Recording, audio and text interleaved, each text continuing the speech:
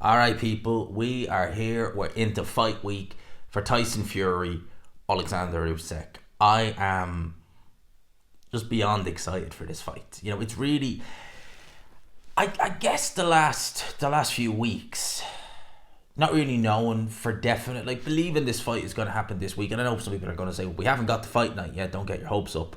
Fair enough, but right now it's kind of feeling like, yeah, it's good. It's going to happen. Because the last few weeks it's been kind of like, I don't know, you've not wanted to get your hopes up in fear of the rug being pulled out from underneath you again.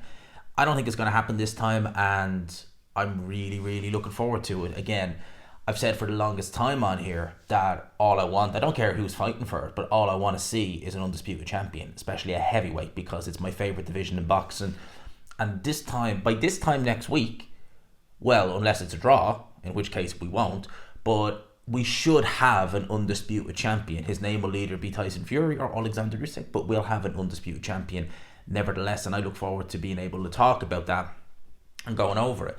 Now, with regards to prediction, I will upload that Monday evening, probably about 6 p.m. UK time, round about then, roughly that. It might be a bit later, but around about 6 p.m. What I'm going to do in this video, because I'm not going to get a chance to do a prediction video for every fight on this undercard, I'm basically going to use this video just to go over the undercard, because I think it is a brilliant undercard. In terms of Saudi undercards, is it the strongest? No, because the Saudi undercards have been absolutely phenomenal.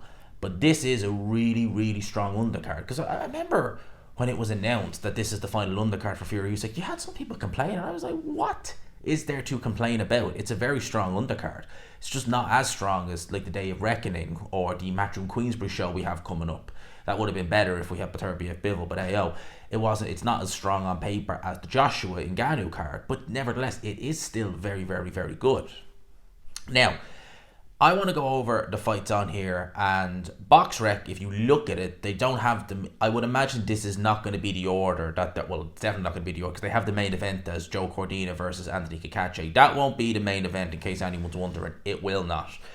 We look at the card as a whole, and we see down the bottom of the card we have David Nyeka. Now, David Nyeka, for those who don't know, he is a cruiserweight. He is from New Zealand. I'm actually pretty sure he is. Yeah, New Zealand. He represented New Zealand in the 2020 Olympics. He won bronze, I think. He's quite tall for a cruiserweight. Yeah, he's about 6'6", 28 years old.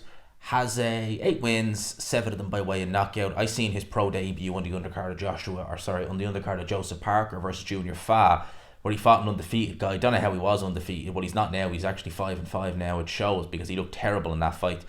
And I've seen his fight, because he fought on Joe Parker's undercard against Derek Chisora in the rematch. I've seen most of his fights. I've seen his fight where he went the distance for the first time. I haven't seen any of his recent fights. But David Nyeka has always been a fighter, certainly even as an amateur, who I actually thought there's a good bit of potential there. So I'll be keeping a close eye on him. He's in there with a guy called Michael Sedzi, who is a German-based cruiserweight. He himself is undefeated, 12-0 with 10 knockouts. But when I look at his resume, there's not really any names there that jump out at you in the slightest. They all seem just fairly miscellaneous kind of club fighters, really. Then we have David Lapin. Now, David Lapin is from Ukraine. He's 26 years old. That does not... If you see his picture on BoxRec, he looks about 10. If you see his picture on BoxRec, that literally looks like a schoolboy photo. He even has the hair over on one side. That looks like a 10-year-old in that photo, but he is 26 years old. Made his pro debut in 2020. Forgive my ignorance, I haven't actually seen this guy. He's a light heavyweight. Any names on the resume that jump out at me? Not really. No, not really. He's in there against Octavio. I can't pronounce that last name, but that guy is 9-1. He is 36 years old, from Portugal, called Tank. Okay, let's see, is he actually a tank? Then we have Moses Atelma. Now, Moses Atelma has been in with Team Fury for this fight. He's been sparring several rounds with Tyson Fury. He's only had one fight so far this year against Dan Gaber. This will be his second fight this year. He is very young. He's only 19 years old. He is currently still trying to break Mike Tyson's record. He has about a year to do that. I don't think he will. But I think he is a very talented fighter. Regardless whether he breaks Tyson's record or not, I think that there's a world title there. Whether in the next year, I mean, he doesn't need it. Like, I mean, yeah, it's a nice gimmick to have, but there's no need. But he is going in there against this guy, Ija. I can't pronounce that last name. He's fighting a German fighter, German heavyweight, originally from Kazakhstan, 28 years old. His record is 25-3. He has 2 stoppage losses. His last loss was a 6-round split decision.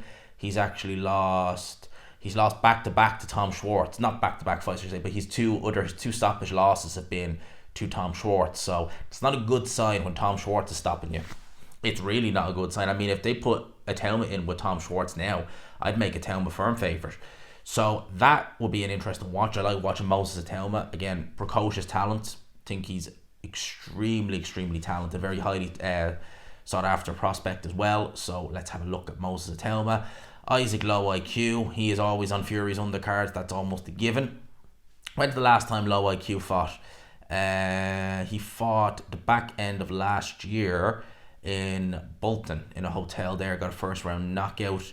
I remember him when he fought Luis Alberto Lopez. I think he was actually winning that fight, but he got dropped a couple of times. Then he got battered on the undercard of Fury versus White in Wembley Stadium against Nicky Ball. That was really kind of the first time we really had a good look at Nicky Ball, and we kind of saw what we were dealing with. And a very good fighter is Nicky Ball, very good fighter. He is fighting Hasbullah Ahmedi, who is from Afghanistan, resides now in Dubai in the UAE, 23 years old, brings to the record 16-1. His sole loss came last year to Dana Coolwell, who is from Australia, who himself doesn't have an undefeated record. It's not to be all and end all. On paper, you'd say that's probably going to be a competitive fight. Isaac Lowe, I've never really rated. I mean, you see the 3 draws he has there. At least 2 of them were losses, or should have been losses anyway. So, Isaac Lowe IQ, let's see what he does. Sergey Kovalev, yes, I didn't think I'd be saying that name on this undercard, but Sergey Kovalev is back. When's the last time he fought? 2 years ago, Terrell Pulev. I remember that was on a Triller card, and it was on like 7 a.m. UK time. Like, it was a really, by US standards, late fight. Kovalev has had, since the Canelo loss nearly 5 years ago, has had 1 fight. And that was that. He was meant to fight Bektamir Melikuziev at the start of 2021. I believe he had elevated levels of testosterone, so he couldn't go ahead with that fight. And yeah, his first fight in 2 years. He's in there with a guy called Robin Safara, who is undefeated, Swede, who resides in Las Vegas, although he's not been the most active. He hasn't had a fight in over a year. Yeah, that's going to be... See, Kovalev in his prime was one of my favourite fighters to watch. I love watching a prime Sergey Kovalev. He's brilliant to watch. He's definitely not a prime Sergey Kovalev now. Mark Chamberlain, who is seemingly a favourite of Turki Al Sheikh, and he really performed well last time out there against Gavin Gwynn. That was on the undercard of Joshua Ngannou. He's in there against Joshua Wahab, I should say, a Nigerian who resides now in Ghana, who has actually been inactive. This will be his first fight now in about a year. His sole loss was in the York Hall Bethnal Green to Liam Dillon. Doesn't mention the card that was on. Was a very, looks like a small hall show actually that he lost to, and he lost the majority decision to Liam Dillon, who actually lost last night. It was a very good fight he had last night as well. So that's who Mark Chamberlain is fighting. Now we get into the business end of it. We get into the real nitty-gritty business end of it.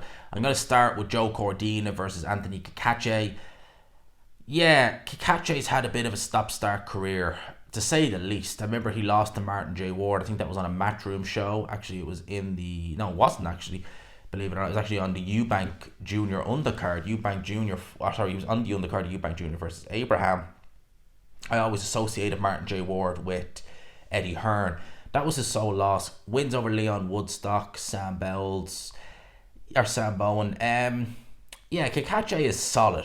He is solid, but he's 35 years old now. And I would say his best days are probably behind him. Saying that, Joe Cordina, who was 32 years old, since he won that title originally against Ogawa, he has not really impressed since then. I mean, he looked devastating in that fight, big knockout, but yeah, he's not really impressed the last couple of fights, and some people would even dispute some of his most recent win anyway, so I don't, but some people would. So that could actually turn out to be a competitive fight. I would make Joe Cordina the favourite, though, on paper.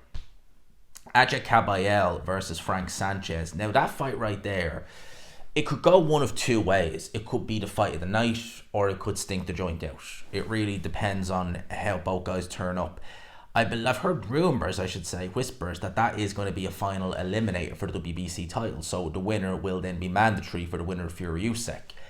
Whether the WBC call it, that's a whole other question. I mean, if Usyk's champion, they'll call it. If Fury wins, they won't. Simple as. I know it sounds cynical, but that's the way they'll do it. They won't do it if Fury wins. They probably will do it if Usyk wins. Kabayel versus Sanchez. You know, I've been very high on Sanchez for a while. I think he's a very good fighter. I think he's very talented.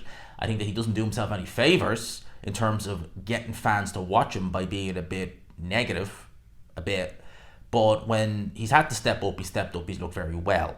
In terms of AJ Kabayel, you know, Kabayel is an interesting one. He had that win over Chisora years ago in Monaco, the end of 2017, and that's coming up on over 6 years, nearly 7 years now. So yeah, that's a long ass time ago. And he basically did nothing since then. You know, Pavel Sowers he beat, who hasn't beaten him, Kevin Johnson, Rudenko. He's literally done nothing since then. And then on the day of reckoning, he went in there against Arslanbek Makhmudov, who I was very high on, as were a lot of people. I did not see that coming. I did not see a performance like that coming. I didn't see a stoppage coming. I was shocked. I really was by the performance against Arslanbek Makhmudov. And that had me look at Kabayel in a very much a different light. It kind of made me frustrated because I was like, why have you wasted so much time holding on to that European title but not going and doing something with it? Why have you not gone and challenged? Because you're clearly talented. I mean, you didn't show it, and I guess you're in there against guys who know how to survive. It's hard to, but it shocked me. That Makhmudov fight absolutely shocked me. So I think this is a very competitive fight on paper. I will edge towards Frank Sanchez. I think he's talented. I think he's more talented.